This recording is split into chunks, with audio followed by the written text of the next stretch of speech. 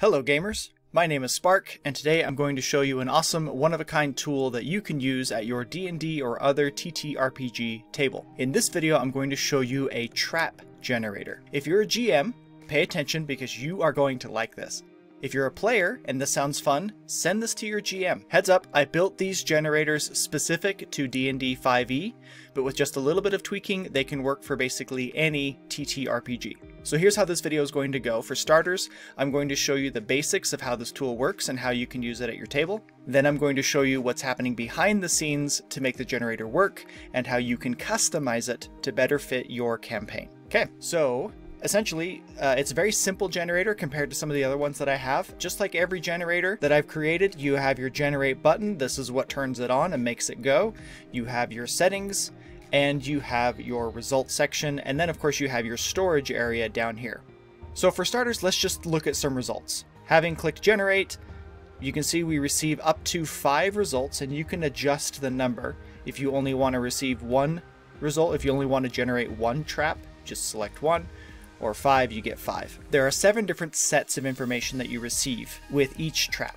So let's just focus on 1 for now. We've generated a mundane, non-damaging trap. So mundane just means it's not a magical trap, just using the laws of physics rather than using the laws of magic. Non-damaging means that it is not built or designed to specifically harm, like physically harm the person that is being caught in the trap. We have its severity, and there are 3 levels of severity. There's moderate, dangerous, and deadly. Dangerous here means, of course, that it's a bit higher up, but it's not something that's likely going to threaten the life of the person who's caught in the trap. We have the payload, and the payload represents what is this trap delivering? What is the actual trap itself? In this case, it's a spider's web, and that would make sense why this is a non-damaging trap, right? It's something that the player might get caught in or stuck to. And then there's the trigger, and the trigger connotes what's going to cause this trap to happen. And in this case, it's opening something that is closed. Now, this is up to the GM to determine what this means. This could be a chest, this could be a door, this could be a gate, this could be a covering to a hole in the ground, and that's to the GM to discern where that is. So here's how I see this trap generator being used. Your players are going to a cave, or a dungeon, or a wealthy lord's manor, or somewhere where they're not supposed to be. And we need to add some risks there. And so you could, as the GM, craft each of these specific traps that you want, but it's D&D or it's a tabletop game. Let the dice decide, right? And that's what all of these generators that I've created are about, is letting the dice decide. And so in this case, we've allowed the random generator to decide that there is a sticky spider's web type trap somewhere in this location that gets triggered when something is opened. And so how I might do this, if I'm running a dungeon and my players are coming in and I'm filling this dungeon with traps in my head, I just come over here and click this, and the first one is, okay, so when they open a door, that might cause maybe a spring-loaded trap to fling up and stick somebody. That means if this dungeon was prepared by intelligent creatures. But if it's just a spider's web and it hasn't been prepared, this trap, by an intelligent creature, well then maybe it's just there's a spider's web on the other side of a door. And so when they open the door, they walk through and all of a sudden they're hitting a spider's web and they may not see it. And that's what the detection DC is. DC stands for difficulty challenge. And so whatever sort of perception check that your players need to be making to determine if there are traps. You know, if your player says, I want to investigate for traps, you're having them roll a perception or an investigation check, then this would be the DC to see if this doorway or whatever closed thing that is being opened, to see whether it's trapped or not. The DC is 17. So that's probably how I would apply this, but I leave it intentionally vague so that there's lots of opportunity for you as the GM to apply it in your dungeon. So the trap generator actually helps you kind of create the dungeon at the same time as you're populating it with traps. Coming back to damage, I still populated damage. I still wanted there to be damage there, even though this is a non-damaging trap. I felt like that gave some versatility. If you as the GM want the traps to be a little more dangerous, you can come up with some reasons why this particular trap might do some damage. A really easy one that I can think of is this giant spider web that they've just walked into or put their hand into or something has a bunch of spiders in it. And so they walked through this door and they hit, they fail on their perception check and they walk into this web, and the next thing they know, they are just swarmed with tiny spiders that's biting them and giving them. And so I might say that this is poison damage, right? That's one way you could do that. Or you could have it be a large spider and now there's a combat for it. The trap itself isn't what did the damage, but it did trigger something that's causing damage now. So that's why I included the damage section there, even though the trap itself is not considered damaging. This gives you, the GM, an opportunity to add versatility to the situation based upon whether you want to increase the risk for this particular trap. Very similarly, I include the save DCs or the attack bonuses for each trap. And each trap, regardless of what it is going to give you a save DC and an attack bonus. Now, obviously, a spider's web doesn't have an attack bonus. However, the spiders in that web might. So again, just like I was saying, I give you additional details that allow you to add depth or nuance to each of these traps individually. If there is a save, like it's a dexterity save, if you will want to allow the player who's getting stuck in the web an opportunity to avoid it at the last second, like a dexterity saving throw, DC 17. And if they walk into it and now they're stuck, what's the strength save to get out of it? Well, the DC is a 17. So I provide the saved DCs for you there, as well as attack bonuses. And so again, if the spider's web is full of spiders, they're doing 2d10 damage per round or something with a +8 to hit. And then I give you the disable DC. So if you wanted to try to cut down the spider's web so that you guys can, all the players can pass through it, what would be the, the AC if you wanted to use your sword to cut it down, or what would be the necessary check or the necessary difficulty to remove that trap, then I give you the disable DC as well. So having looked at a trap, we are going to look at some more here in a second to give you an idea of what this generator can do. But having looked at a trap now that is generated through this, let's take a look at the settings. So you can determine what type of trap you want to be generated. So there are 4 different types of trap. There are mundane damaging traps. Again, mundane just means physical, using the laws of physics. Mundane non-damaging, which we saw an example of. Arcane damaging, and arcane non-damaging. So all 4 of these are ticked on. As with all my generators, right, if you wanted to just tick these off, then you could say, I only want mundane non-damaging traps. And no matter how often you cycle this, you can see every single one of these traps. I'm pressing the delete key right now to just cycle through these, and you can see that all of them are mundane non-damaging. But let's say you wanted to allow for mundane damaging and mundane non-damaging. So you're just saying, well, this cave or this dungeon or this Lord's Manor just has mundane traps, no magical traps. Well, then you select both of those. And now if you watch this cell, as I press the delete key, you'll see we go back and forth from mundane non-damaging to mundane damaging. So the checkbox system here just lets you decide what types of traps would you like there to possibly be. Looking over here at the triggers, there are arcane triggers and mundane triggers. The one that we looked at a second ago was a mundane trigger, right? It was opening up something, but you can see this one that's been generated has an arcane trigger, a concealed wand. So we can take a look at this trap here and see that this is an arcane damaging trap of moderate severity. And the payload is Thunderclap. Now, Thunderclap is a spell from the D&D game, the D&D spell books. If you don't play D&D or you don't have the spell book that Thunderclap came from, right, then you can just assume it's some type of thundering spell that does 1d10 damage. You don't actually have to know what the spell is because I give you the damage right here. The spell Thunderclap probably doesn't even do 1d10 damage. I honestly don't know off the top of my head. The trap damage that will be generated here is not directly correlated to the payload. I do that on purpose to allow for there to be a variety of the strength of the spell. Maybe it's a Thunderclap that does 3d10 damage. Well, then whoever created this trap put more energy into the construction of it. So it allows you to be more creative that way. So we have our concealed wand. So how I would play this if I was the GM, there, as my players are working through this dungeon, there's a small recess in the wall, in the stone wall, where this wand is resting. And if they don't see it, then that concealed wand will release that. Now I accidentally hit a key, and so we reset, so now we're onto a different trap here. but the concealed wand is still the same. So that's probably how I would play that. But if you don't want to deal with arcane triggers, you can just turn that off, and then you'll just get a bunch of mundane triggers. And again, we'll look at some different examples of that in a second. Here is where you set the character level for the players. Obviously, if you have characters who are levels 1 through 4, this is again using typical D&D leveling systems, you would want to consider how to customize these numbers to better fit your TTRPG if it's not D&D. But if your players are levels 1 through 4, you want different types of traps than if your players are levels 17 through 20, right? You're going to get a lot different damage. Like notice here, on a trap that is a moderate severity for levels 17 through 20, it's going to be dealing 10d10. That's significantly different than levels 1 through 4, where we're getting damages of 1d10. So that's where you can set your character levels. And then over here you have trap severity. Again, there's moderate, dangerous, and deadly. If you just set it to equal, then you get the checkbox system, and this checkbox system works exactly like this one does.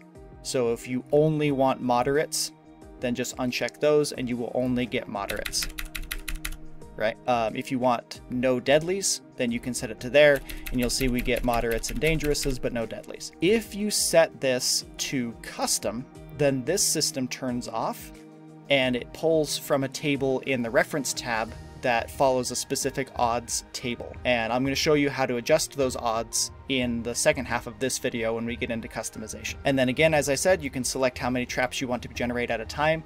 And that's it. So just to give you an idea of what else this generator can do, let's go ahead and generate 5 at a time. We're going to leave everything open, and we're going to leave all the settings on. We'll open this up to a little bit of a higher level here, and let's just see some of the traps that can be generated. Looks like out of these 5 that have been generated, we've got a couple damaging, a few non-damaging. Oh, if you see a payload that has these kind of brackets on either side, these represent a condition. So the payload here, whatever the payload is on this trap, the payload is going to make the target poison. So you, again, as the GM, can decide what that is. Is it a powder? Is it a gas?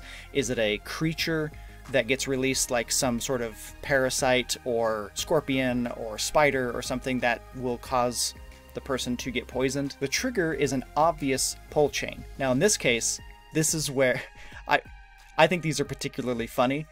The idea here is your players are walking into a cavern or down the hallway or something, and they see there's an obvious pull chain on the wall. What could it mean? Who knows? Maybe it opens up a secret door. Maybe it does this. Maybe it does that. Your players will have no idea. In this case, if they pull this pull chain, they get hit in the face with this puff of poisonous gas that does 10d10 damage. And that's what this would be. So anytime you see an obvious thing, it's where you're trying to kind of let your players know that not every button needs to be pushed and not every lever needs to be pulled. You got your damage, your detection, so forth. Another condition of petrified that comes through a glyph on the ground. Grease is a spell, so the quotation marks again is the spell. This would come from a glyph. This is more of a mundane one where there's a concealed cliff or a pit, right? Something that the players might fall into, but the trigger is a glyph. So it's a mundane trap, but the trigger is arcane. So this kind of makes it a little interesting, right? If I were the GM, and how I would play this is the ground is solid, but if you step on the glyph activates some level of stone altering spell that dissolves the stone and you fall down into a spike pit or something like that. That's probably how I would play that. And as always, you've got your damage and detection and save DCs and that kind of stuff. Let me just generate this other list, and if you would like to look at this more in depth, you can pause my video and take a look at these, and then I will generate one more in 3, 2, 1.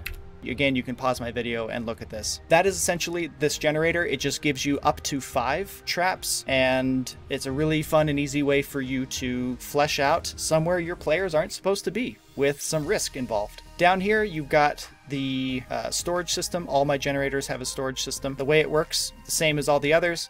You can click on this little plus button and expand the stack, and the stack is where you can save a trap. Let's say that these are the traps that you've generated for this cave system that your players are in, and you want to save these. Just copy this whole area, come down here, and then you're going to right click, paste special, values only. And now you have those saved. And you want to do that if you're wanting to hold on to these traps, because notice that they're no longer up here. We had the glyph of warding, but that's not there anymore. Anytime you hit any key, it will recycle all of these cells. These are called dynamic cells, and dynamic cells will change anytime anything else in the entire sheet changes. Even over on other tabs. If I come over here, let's take a look. So right now this is a rope snare. If I come to my other tab and press the delete key and then head back, you'll see that it is no longer the rope snare.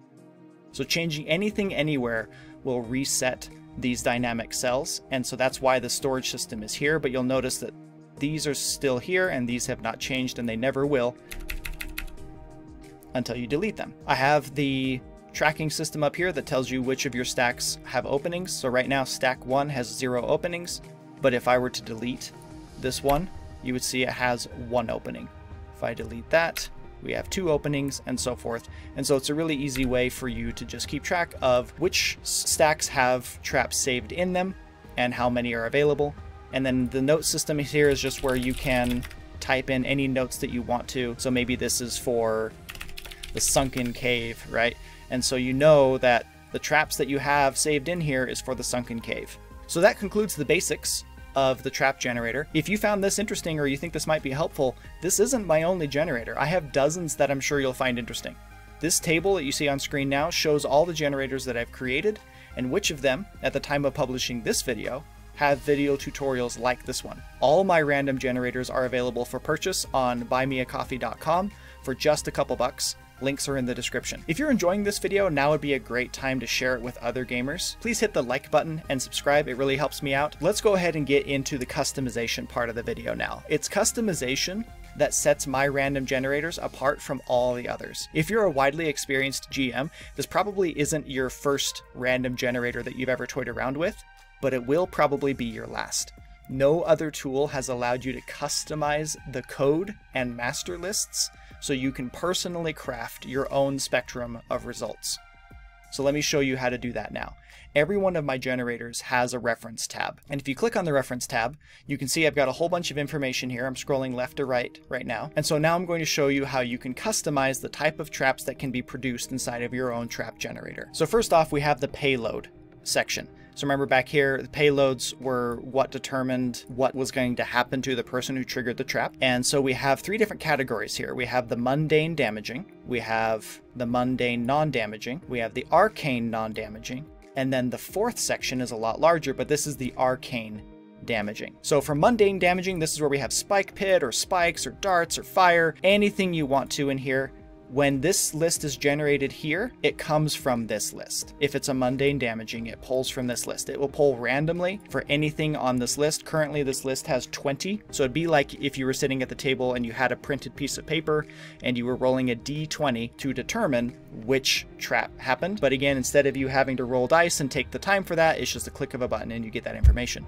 But the cool thing about this and where you can customize this is you can add anything you want to down in these lists. You can add all sorts of information down here. If we were, again, this was, we put that in mundane damaging. So if we turn those off, ASD, that's that one right there. So you can see that what I just barely entered in here just got generated and pulled over here into the payload. And so you can add whatever you want to over here, and you can remove as well. Like let's say for some reason you don't want falling rocks to be in this generator. You don't want them to ever possibly be generated. We'll just delete it. But you don't want to leave a blank there. So you would want to actually go delete cell, shift up. Don't leave any blanks in the middle of your list, but you can have unlimited blanks underneath it, and that's fine. So using this principle, you can customize the types of mundane damaging traps, you can customize the types of mundane non-damaging traps, arcane non-damaging traps, and arcane damaging traps. The system's a little more complicated over here because of the spell leveling system in D&D, but the principles are the exact same. If you understand what I just said to do over here, you do the exact same things over here. This is based upon character levels, so that's this part of the generator right here. So what types of spells could be generated if it's a moderate level spell for characters level 1 through 4? And so this is where you get, mostly these are just cantrips, Thunderclap, Ray of Frost, Frostbite, that kind of stuff, right? You come over here to Dangerous. These are going to be your first level spells. You can see that I'm just hovering my mouse over this cell that has the black triangle in the corner. Anytime you hover your mouse over a cell that has a black triangle, you'll get a little pop-up that gives you more information.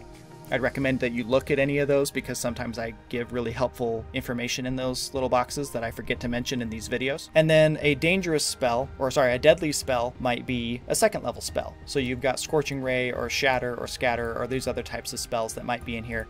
And again, you get to add anything you want to. You can populate these lists down to infinity if you really want to, and it'll pull a random item from that list. And then you can see for characters levels 5 through 10, now we're talking first levels, third levels, sixth levels, and then for levels 11 through 16, you've got third level for moderate, sixth level, ninth level, and then for level 17 through 20, you've got sixth level, ninth level, and then if it's deadly, it could be fifth or ninth level. And so that's why there's two different lists there. So ninth level spells. But again, you can do whatever you want to. Maybe you don't want to use the leveling system, the spell level system like this, or maybe you're not playing D&D. Doesn't matter. These little boxes, pop-ups, they don't matter to the functionality at all. They're just notes. And so you could delete them all and rebuild your whole new system however you wanted to, as long as you kept the column system, like these columns where they are, moderate, dangerous, deadly. That's how it works with this. And so don't change these, but you can change anything you want to in these columns, and that's totally fine. Coming over here to calculating damage for damage dealing traps, you have this broken down into 4 different sections based on character level. So again, character levels 1 through 4, 5 through 10, 11 through 16, and 17 through 20 through these columns. And this first section